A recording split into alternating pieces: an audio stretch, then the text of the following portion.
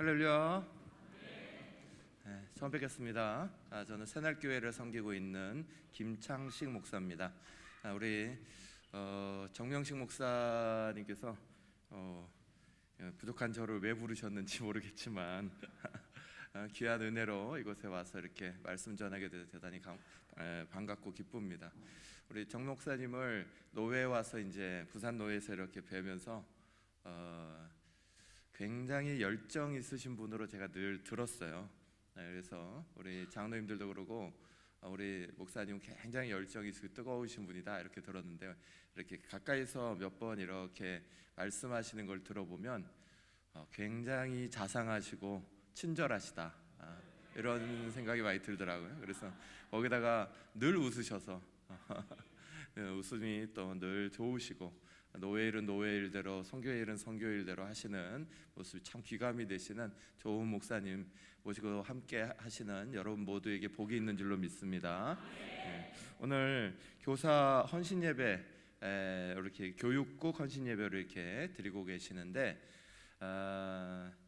우리 자녀들을 키워가는 것에 대해서 같이 하나님이 역사하시는 은혜 생각하시면서 말씀을 좀 잠깐 나누겠습니다. 예전에도 마찬가지겠지만 오늘의 시대에서 참 교육이 어렵죠. 자녀들을 이렇게 믿음으로 키워나가는 것이 참 어려운 시대에 들어와 있습니다. 우리가 가지고 있는 믿음을 우리 자녀 세대들이 잘 가질 수 있도록 만드는 것이 시간이 가면 갈수록 점점 어려운 것 같아요. 그래서 그것에 대해서 우리 광진교회나 저희 새날교회나 오늘에 있는 한국교회들은 깊은 근심 속에 있습니다. 그리고 또 거기에 멈추지 않고 하여간 열심히 최선을 다해서 만들어 보려고 애를 쓰십니다. 그런 면에서 오늘도 다시 한번 헌신 다짐하시면서 우리 자녀들 앞장서서 하고 계시는, 교육하고 계시는 우리 모든 교사 선생님들 힘내시기를 간절히 축복합니다. 그리고 여러분들이 정말 자랑입니다. 여러분들의 헌신과 수고가 너무 훌륭하시고 자랑스럽습니다. 그리고 또 우리 자녀들을 키워가시는 모든 부모님들, 그리고 조부모님들, 믿음의 세대를 이어가시려고 애쓰시는 여러분에게 하나님께서 꼭 귀한 열매들을 맺힐 수 있도록 도우실 줄로 믿습니다. 이 교육의 문제는 출애굽 이후에 광야 세대에게도 쉽지 않았던 문제일 겁니다. 오늘 본문의 이제 배경은 요단강을 건너가는 이야기입니다. 이 요단강을 건너가고 있는 사람들은 광야에서 태어난 세대들입니다. 출애굽을 경험하지 않고 출애굽 온 다음에 출애굽했던 세대들은 광야에서 다 여호수아와 갈렙 빼고는 다 하나님께서 부르심 받아서 다 천국으로 다 가고요. 나머지 사람들, 거기서 자라난 사람들, 태어난 사람들, 이들이 이제 요단강을 건너가게 되는 겁니다. 이들은 이제까지 위의 선조들을 통해서 들었던 하나님에 대해서, 또 광야에서 만난 하나님에 대해서, 만나를 내려주시고 이러한 것들을 우리를 인도하시는 하나님에 대해서는 경험했지만, 실제로 그 전쟁의 자리에 이제 가나안 정복 전쟁을 들어가야 되는데, 거기에는 이제 모세도 떠나갔고 새로운 여호수아가 지도자가 됐고, 또 새로운 세대로 바뀌어서 새로운 세대가 이제 그 믿음의 발걸음을 옮겨야 되는 그런 입장에 놓이게 됐습니다. 이들을 결국 교육시키시는 분도 하나님이세요. 하나님의 교육이 어떻게 이들을 훈련시켰나, 이들이 듣기만 했던 사람들이 어떻게 믿음의 사람들로 그 여리고를 우리가 잘 알듯이 칼 한 번, 활 한 번 쏘지 않고 믿음으로 뱅뱅 돌다가 믿음으로 소리 질러서 무너뜨리고 가나안의 곳곳을 믿음의 역사로 정복해 나가는 그런 사람들이 됐을까? 오늘 우리가 자녀들 세대 속에서 믿음의 자리들을 막 키워가서 이런 믿음의 자녀들을 본다면 얼마나 뿌듯하겠어요. 이걸 교육시키신 분이 다름 아닌 하나님이시죠. 그래서 우리는 하나님이 이 새로운 세대를 어떻게 교육하셨나, 그 하나님의 교육 방법을 우리가 가만히 생각하고, 그리고 그것이 오늘 우리에게 있어서 잘 적용될 수 있는 방안이 어떤 건가, 어떻게 따라갈 것인가, 그렇게 한번 생각해 보시기를 간절히 바랍니다. 오늘 제목이 뭐죠? 듣고 보고 경험케 하신다. 오늘 설교의 여러 가지 내용은 다 까먹으셔도 되는데 제목만 기억하시고 가면 됩니다. 듣고 보고 경험케 하신다. 제일 처음 하나님은 듣는 것으로 이들의 새로운 세대의 믿음을 시작하게 하셨어요. 우리가 잘 알듯이 로마서 10장 17절의 말씀과 같이 모든 믿음은 들음에서부터 납니다. 듣는다는 것은 믿음의 시작입니다. 그래서 듣는다는 것은 굉장히 중요한 거예요. 듣게 만들어주고 듣도록 만들어주고 들을 수밖에 없도록 만들어주는 것, 이거 굉장히 중요한 겁니다. 이들은 광야에서 하나님이 일하신 것들을 선조들을 통해 들었습니다. 출애굽이 어떻게 이루어졌는지를 들었습니다. 그리고 그 광야에서 하나님이 일하심의 역사들을 여러 가지 여러 모양으로 들었습니다. 거기에는 실패의 이야기도 들었습니다. 가데스 바네아라는 곳에서 12명의 정탐꾼이 올라가다가 10명의 사람들이 믿음 없이 행한 것도 들었습니다. 믿음으로 행한 사람 중에 갈렙과 여호수아만 지금 이 자리에 있다는 것도 그들은 압니다. 그들은 다 들었습니다. 그 이야기를 들었고 그 시작으로부터 오늘 이들의 믿음이 쌓여져 가는 겁니다. 근데 이들에게 있어서 실패했던 이야기, 좀 전에 말했던 가데스 바네아에서의 그런 실패의 이야기를 하나님은 먼저 우리가 읽은 여호수아서 3장 앞에 있는 여호수아서 2장에 보면 정탐꾼들을 다시 보내는 이야기가 나오죠. 여리고로 정탐꾼을 보내는데 그 정탐에서 예전에는 분명히 실패했습니다. 그런데 그 실패의 이야기를 가나안 땅에 들어가면서 하나님은 성공의 이야기로 바꿔놓으십니다. 이들이 들어가면서 그 땅의 사람들이 어떻게 말하고 있는지를 들었습니다. 그들이 이미 간담이 녹아있다는 소리를 들었습니다. 그 성공의 이야기를 그들의 마음속에 가지고 들어가게 하셨어요. 사람이 실패의 이야기를 계속 들으면 그 실패의 이야기가 사람의 자신감을, 자존감을 떨어뜨리고 그와 더불어서 낙심과 절망하는 마음들을 쌓아놓게 만듭니다.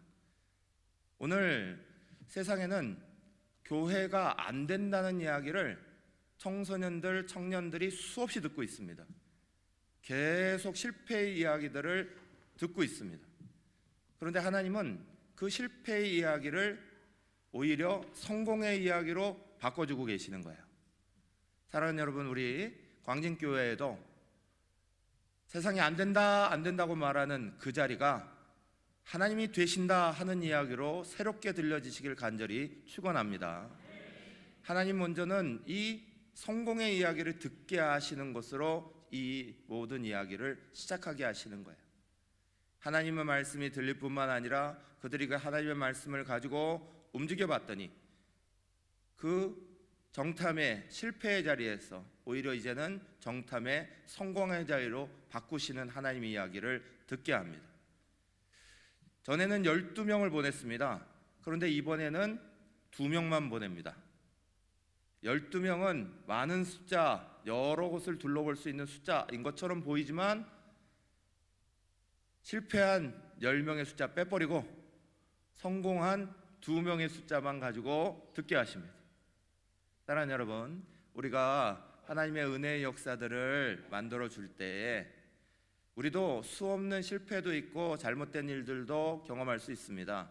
그러나 그 자리들을 하나님이 일하시는 성공의 이야기들로 듣게 하시길 간절히 축원합니다. 긍정의 이야기들을 듣게 하시길 간절히 축원합니다. 하나님 하시고 있는 이야기들을 듣고 보게 하시기를 간절히 축원합니다.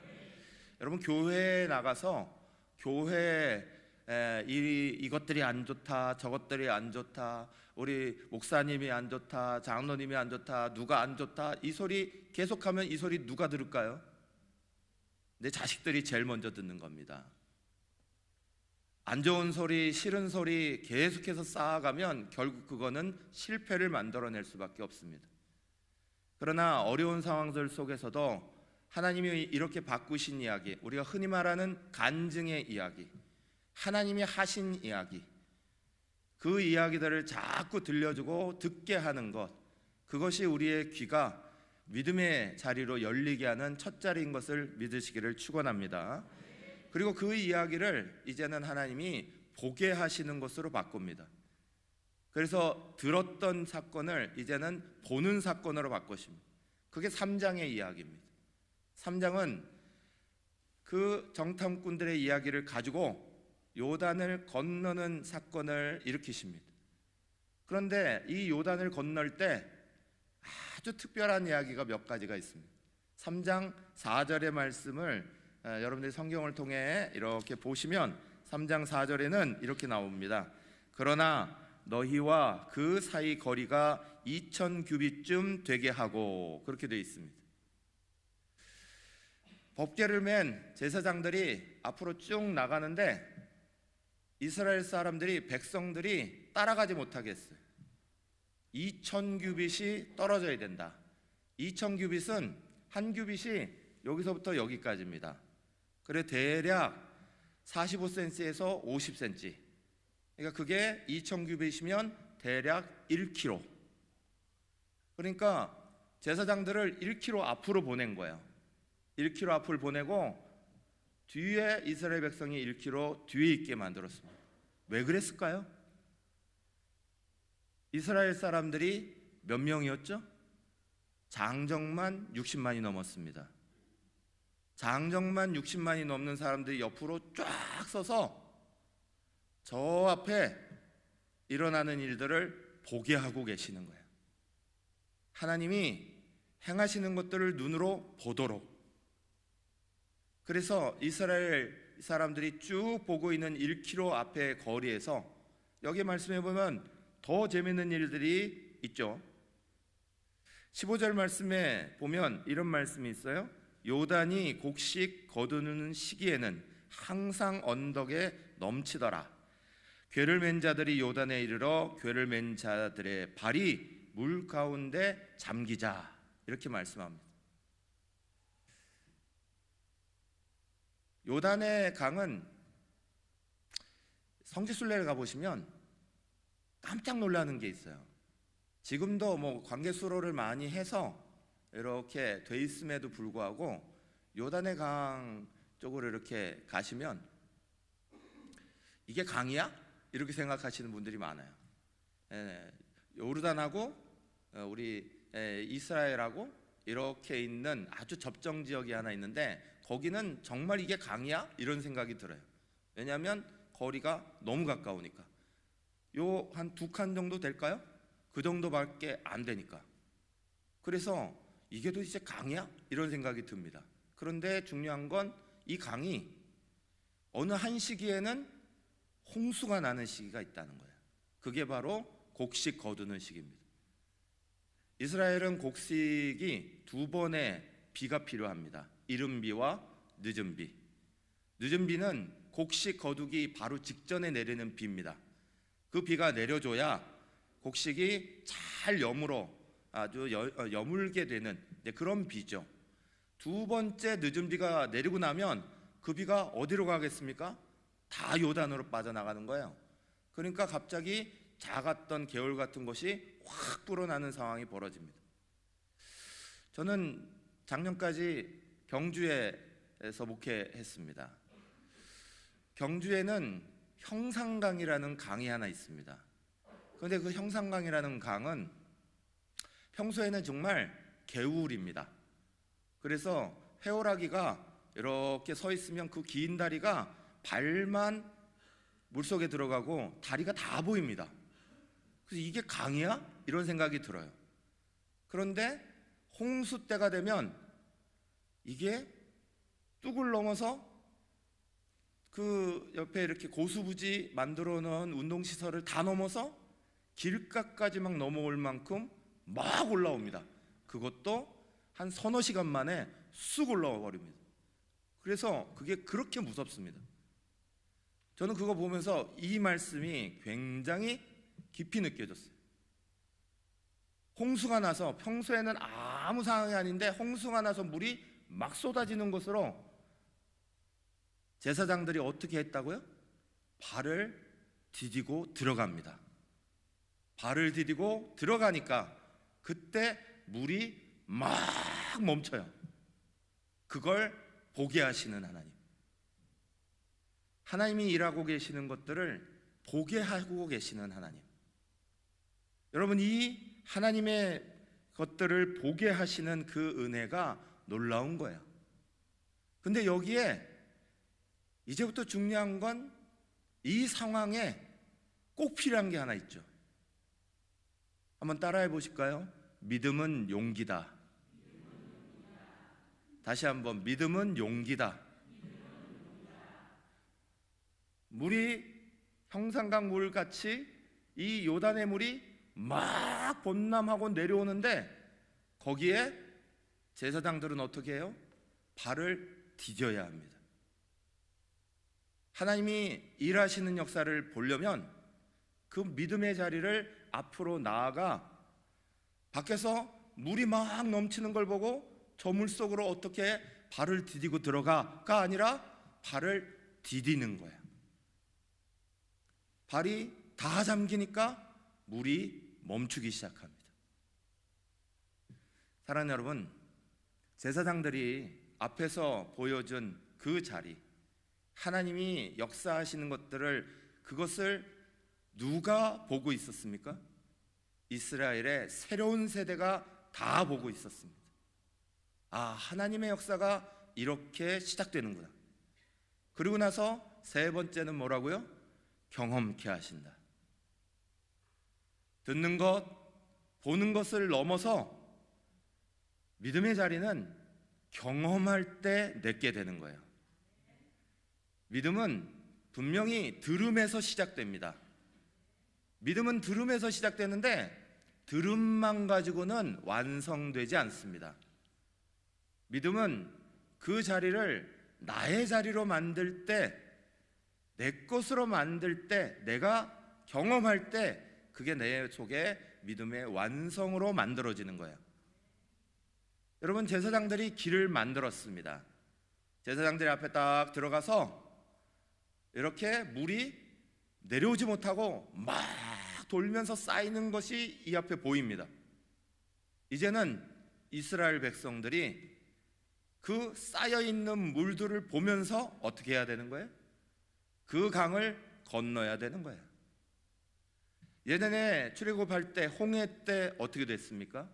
동풍이 밤새도록 불어서 바다 한가운데다가 길을 냈습니다. 그리고 성경에는 분명히 그것이 양쪽에 물벽으로 쌓였다 그랬습니다. 그냥 이렇게 낮아진 게 아니에요. 물이 옆에 쌓여 있습니다. 그러면 홍해를 건너갈 때 이들은 뭘 봤을까요?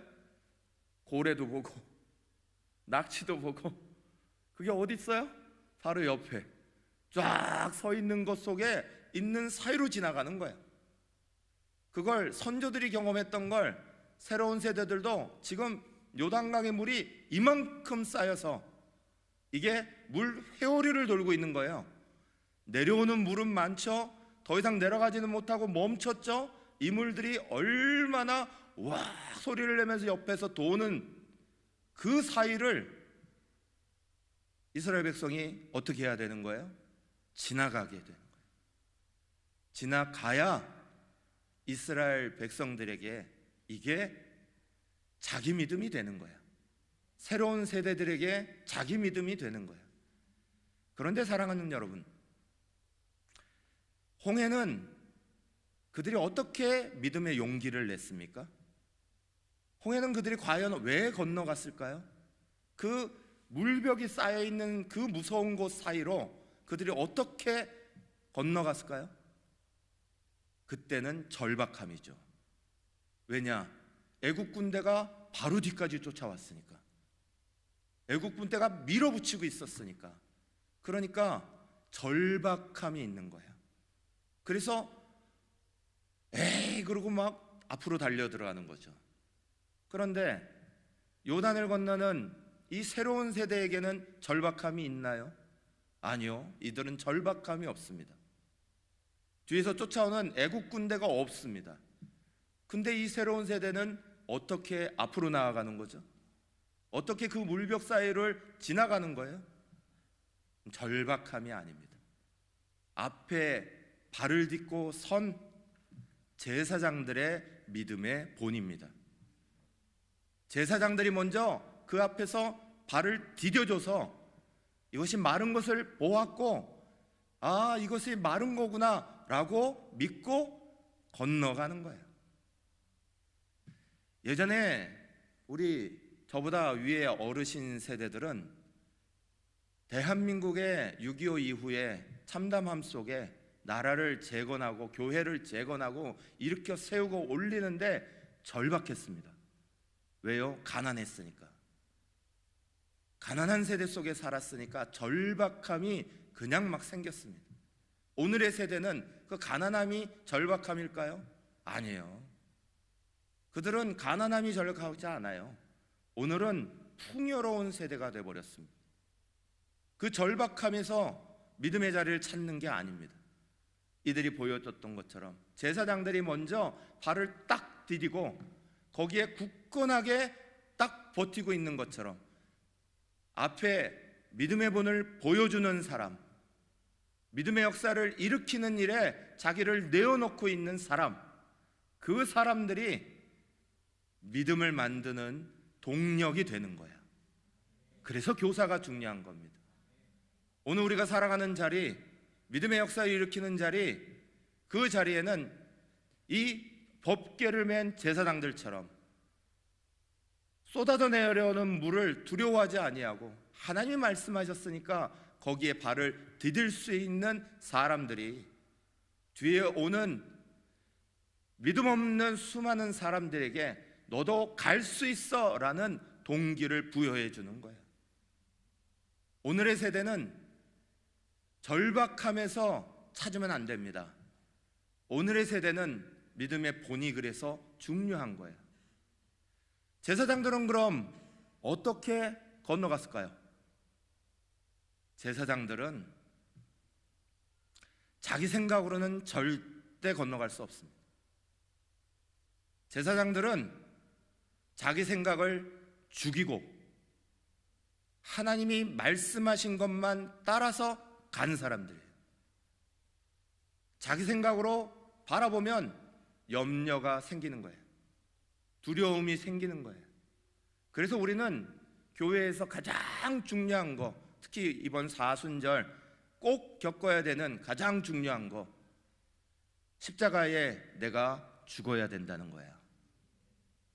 십자가에 내가 죽고 하나님의 말씀만 딱 붙잡고 하나님 말씀에 따라 걸어가는 거예요. 그게 믿음의 역사를 만드는 데 가장 큰 원동력이 되는 중. 사랑하는 여러분, 제가 카자흐스탄에서 선교사로 한 10여 년 살았거든요. 카자흐스탄 선교사로 한 10여 년 사는 동안 항상 해야 되는 일이 있었습니다. 그게 1년 김치를 배추가 나올 때에 꼭 담아놔야 되는 거예요. 제가 우리 가족들 먹을 것뿐만 아니라 우리 교회 공동체가 같이 먹어야 될 거 하면 항상 150포기에서 200포기를 꼭 담았어요. 배추가 아무 때나 나오는 게 아니라 꼭 그 시간에 나옵니다. 그래서 그때 안 사놓고 거기 안 담아 놓으면 안 돼요. 그래서 옛날 어른처럼 저도 열심히 김치를 담았습니다. 저 김치 잘 담굽니다. 그래서 김치를 담그는데 사랑하는 여러분, 김치도 맛있어지려면 어떻게 해야 되는지 아십니까? 최소한 5번 죽어야 됩니다. 땅에서 뽑혀서 죽고, 반토막 나서 죽고, 소금에 절여져서 숨까지 다 죽고, 그 숨까지 다 죽인 거를 맵고 짠 모든 양념에 버무려서 죽여야 되고요. 그리고 맨 끝에는 뚜껑 덮고 죽는 거예요. 사랑하는 여러분, 김치도 맛있어지려면 적어도 5번 죽어야 맛있어집니다. 사람이 맛을 내려면 몇 번 죽어야 되겠습니까? 오늘 우리가 믿음의 자리를 지켜내려면 몇 번 죽어야 내 자신은 죽고 주님 말씀 그대로 지키고 물이 쏟아져 나오는 그 홍수의 자리로 발을 디딜 수 있는 믿음이 나오겠습니까? 믿음은 그냥 만들어지는 게 아니에요. 믿음은 내가 죽고 내 안에 사시는 그리스도만 나타날 때 믿음이 본으로 나타나기 시작하는 겁니다. 우리 사랑하는 교사 선생님들, 그리고 아이를 키우시는 부모님들, 또 손자 손녀를 염려하시며 믿음의 세대로 일켜가기를 원하시는 조부모 여러분들, 할머니 할아버지들, 믿음은 자기를 죽이는 것부터 나오는 거예요. 그게 본을 보이는 자리로 나오는 거고, 그게 놀라운 하나님의 역사를 이끌어주는 것으로 나오기 시작하는 거예요. 우리가 우리의 생각 가지고 딱 버텨내면 두렵습니다. 저 물이 쏟아져 나오는 것으로 발을 디디고 들어갈 수가 없어요. 그래서 우리는 수없이 하나님 앞에 기도하는 거예요. 나를 죽이기 위하여서. 하나님, 내 모습 죽여주시고 내 모습 없애주시고 오직 주님 말씀만 내가 이행할 수 있도록, 저 물이 쏟아지는 곳으로 발을 디디라 하시는 주님의 말씀을 내가 지켜낼 수 있도록, 내가 그렇게 가면 나의 자녀들도 나의 손자 손녀도 반드시 그렇게 올 줄 믿습니다. 믿음 가지고 그렇게 앞으로 나아가시는 거예요. 우리 사랑하는 광진교회의 귀한 교사님들, 또 한 분 한 분의 모든 성도님들, 오늘 시대가 참 어려워요. 그렇지만 길이 없는 거 아닙니다. 하나님께서 보여주신 방법, 듣게 하고 그리고 보게 하고 그리고 경험케 하는 일들에 먼저 앞장서셔서 나부터 먼저 그렇게 하시고 그 일을 행하면 반드시 따라옵니다. 반드시 다음 세대들이 설 줄로 믿으시기를 축원합니다. 이 시간 잠깐 기도하겠습니다. 우리 마음을 다하여서 한번